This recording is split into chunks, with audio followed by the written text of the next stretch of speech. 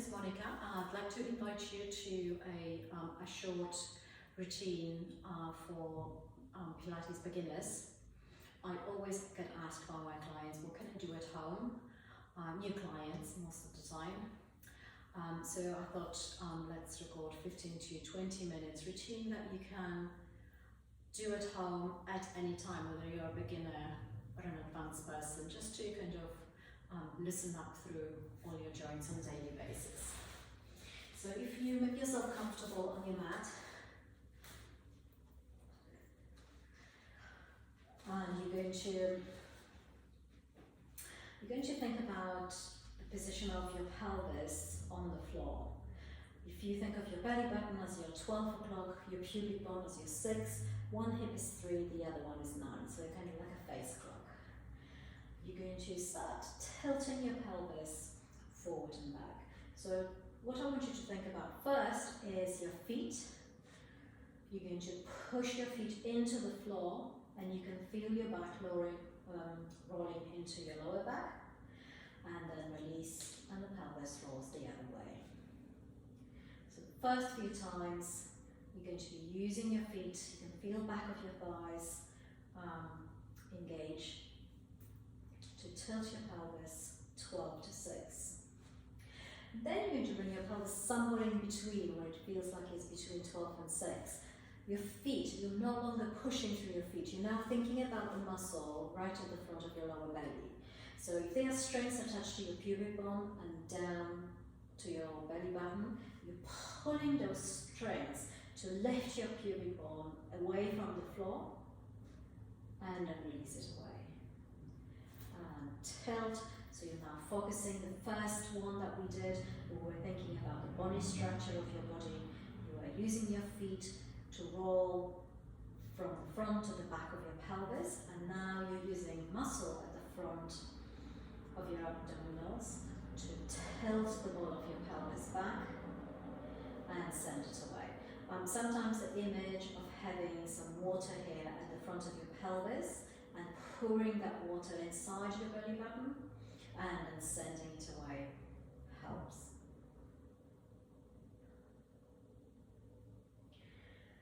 Good, so using that movement to become aware of your pelvis, in some cases release the tension in your lower back. And then again, assuming that position somewhere between 12 and 6, where you have a little bit of that natural arch under your lower back.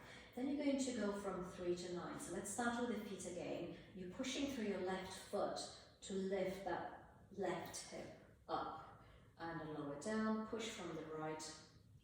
So you've got that red marble in the middle of your belly, and you're sending it from right to left hip and back again.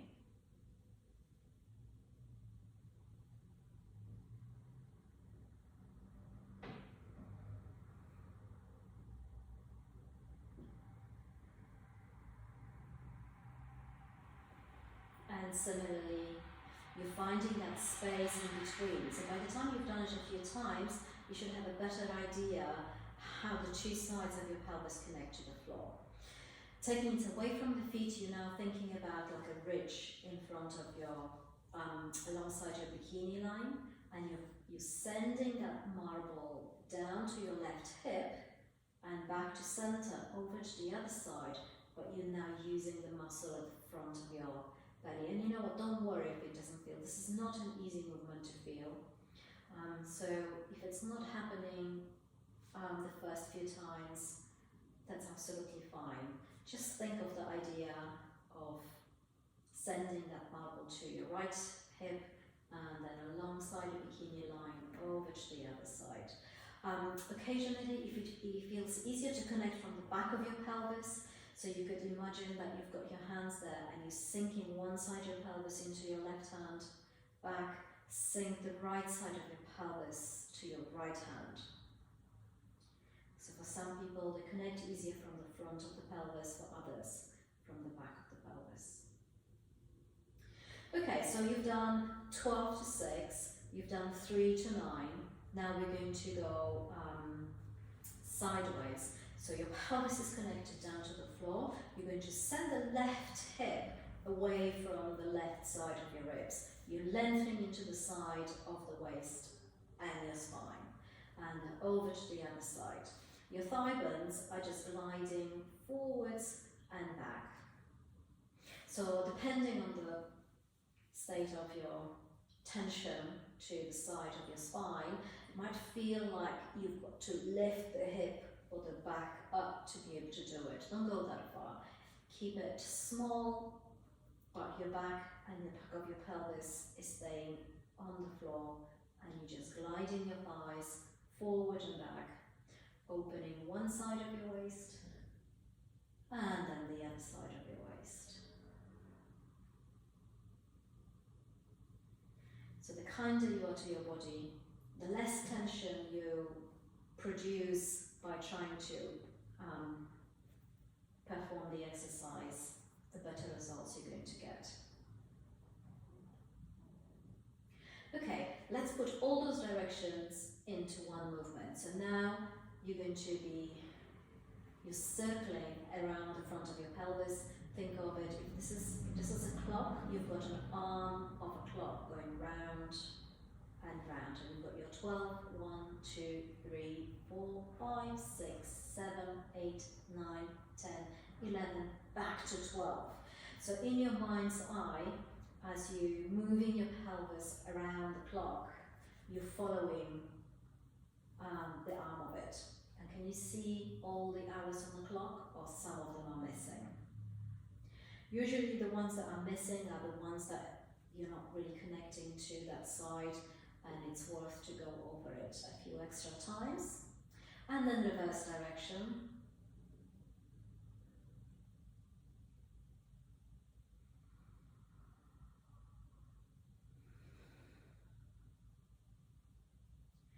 And then gradually bring it all back to center. So your lower back, your hips are nicely warmed up. Let's get you to keep your feet and knees together for a moment, and this time you're going to send your knees down to the left, roll into the back of your pelvis, over to the right. So back of your pelvis rather than the back of your waist, as you bring the legs back into center. Have your arms a little bit wider apart to help you balance. Noticing the various points of tension or tightness alongside your spine, hips, waist. It's very different for everyone. There isn't any particularly one space that is tight for everyone. So this one addresses your spine, and then you're going to send your feet mat width apart, and you're sending your knee down towards the opposite foot, and this one is more for the hips. The closer the feet are to the back of your thighs, the more you're also going to access the front of your thighs, so you're getting your quad stretch and a lovely opening at the front of the hip. In both cases, you want your shoulder blades to stay down on the floor, because if your shoulder blades follow you, then as you can imagine, you're not really actually stretching anything. You're just replacing one end for the other. So keep your arms wide and anchored to the floor. And just think of moving your knees from side to side. So you're not really thinking of your hips, you're thinking of your legs. And then bring it back to center. Your feet are about hip width apart. You're going to come back on into that first movement we've started with, when you're tilting your pelvis 12 to 6, and you're going to scoop your pelvis back, push through your feet and lift up.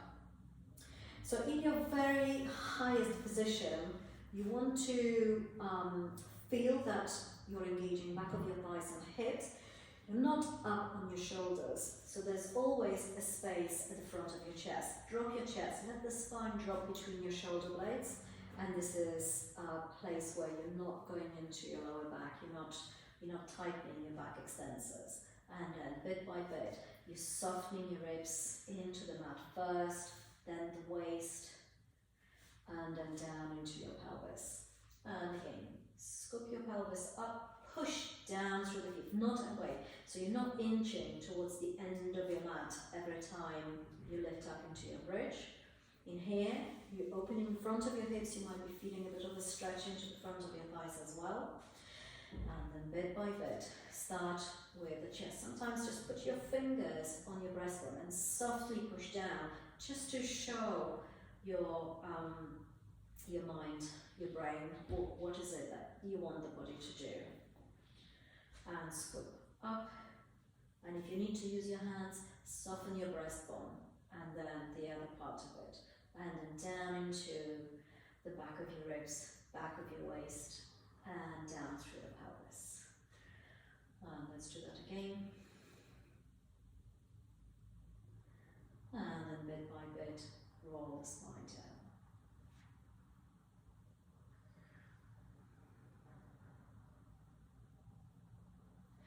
Okay, so mixing a little bit of that spinal rotation we've already done with the bridge. You're going to lengthen one leg straight, the other one stays bent. You're going to push down from that foot to roll your left hip, so your left knee is bent. You're rolling your left hip over your right hip.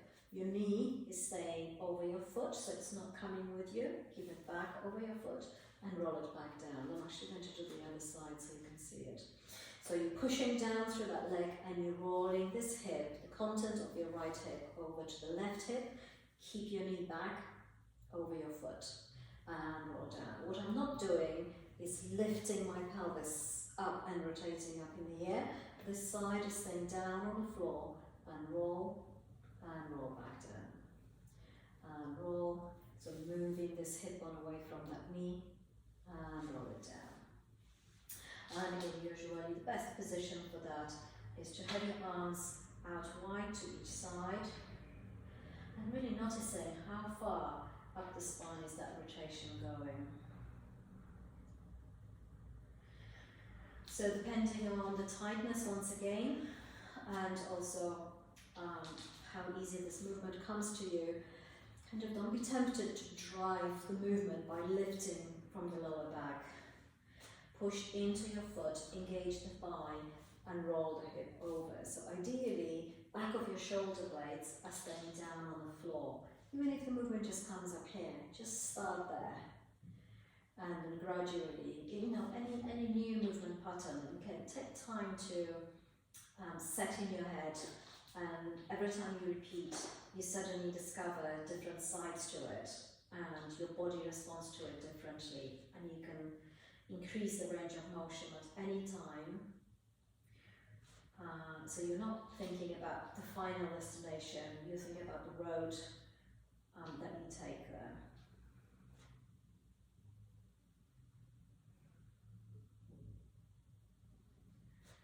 And just one more.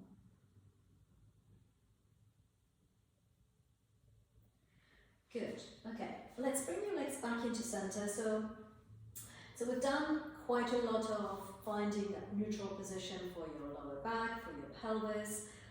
We've done some rotation, we've loosened up through the joints, we've brought awareness to your pelvis. We're doing all the pelvic blocks and unlocked hopefully a little bit of the spine. Now the next concept is the idea of working from your center to support the limbs. So we're going to focus on the centering itself. Really the best way to start is just to lift your left foot about 1 centimeter off the floor and then lower it down. And then lift your right one and lower down. Now can you feel what's happening to your pelvis when you lift that leg up and what happens when you switch legs? Can you feel that your pelvis and your torso are shifting in the opposite directions? Now can you stabilize? Can you keep your torso and your pelvis steady? So there's a lot more activity expected here in the center, and now from the abdominals you're lifting that foot a few centimeters off the floor and release. So you're no longer feeling the shift across the pelvis. Again, it's a matter of you might not even feel it the first few times you try and do it. You might feel, my pelvis is not moving from side to side, but actually when you've done it 10, 15, 20 times, you're suddenly starting to recognize the rocking motion. And then you can focus on engaging a little bit more effectively from the center to counterbalance. It's a little bit about that marble running from 3 to 9. So if I'm lifting my left foot, I'm thinking of that marble running off to the opposite hip to keep that hip down on the floor, and then lower down, and now running over to the left to lift the right leg up. Okay, so that concept might be the easiest one to give you an idea of how to stabilize. And if this feels okay and your back is staying happily on the floor, you're going to bring your knee up in a tabletop position, bring the other one to your meet-it, release the first one down and the second one down. Now when you start to lift the legs up, second one, what you don't want to have, you don't want to feel that kind of pull and the back comes off the mat. So you really want to feel that your back is imprinting into the floor and you're supporting it as you bring the other leg up. If you're not quite there yet, you just bring the leg up and then lower it down. So you're going one leg at a time. And then you're going to bring the leg more into your chest and draw the other knee into your chest. And this way you'll discover that what it feels to keep the back on the floor, and then release the first one down and the other one down. And start on the other side. Draw the knee into your chest and then over to the other side. Release the first one down and the other one down. And again to the other side. So it may be that, you know, the first few, a week or two, you're doing it, this is how you're going to do, until suddenly the abdominals are going to feel a lot stronger and you discover that you can do this really, really easy. So we're going to switch it one more time. You're now going to keep your knees in the tabletop position or closer in towards your chest, and you're going to dip the toes towards the floor instead, and dip to the other side and back. So this is more of a continuous effort in your center to keep your spine imprinted and your ribs imprinted into the floor. The one thing I forgot to say completely is that it is really handy to have a cushion under your head when you're doing those exercises, because having your head lifted just a little bit off the floor already helps you to drop your ribs and your spine down, but I don't want you to keep holding your head up, so having a cushion underneath is a really good idea, especially at the beginning. And then you're going to let go. If you feel any kind of tightness in the front of your hips, you revert to what you already know, sending your knees from side to side. Okay, so I think we're running a little bit out of time, but just let's add one more time. Definitely need a cushion for that one. I don't have one with me, so I'm going to, I'm going to do this one. So imagine that you've got a cushion under your head and your arms are in front of you. You're going to keep your knees bent as if you were sitting on the chair and the feet a little bit further out, so it's like a straight chair. You're going to open the top arm up and then rotate your spine back, but keep your knees. Why not put your hand on your knees to keep them in place? And then bring your spine back again. Right, so my head is off the floor here, but yours will be resting on a cushion. So this is your open book that you're probably going to experience in most mat work classes, and we do it regularly in our equipment classes as well. And it's a great way to rotate the spine, decompress, open up the front of your shoulders, and also, you know, affect that soft tissue around your ribs.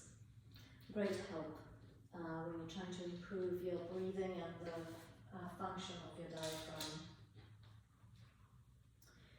Good, let's just do one more. And back. From here you're going to push yourself up, and you can just turn around or also switch sides like I've just done. So you're going to bring your legs forward into a chair-like position, head is resting on the cushion. You're going to open the arm, you're putting your hands down on your knees to keep them in place, and then back. You may be that you're comfortable just to keep your head down on the floor as well. Everyone is just slightly different.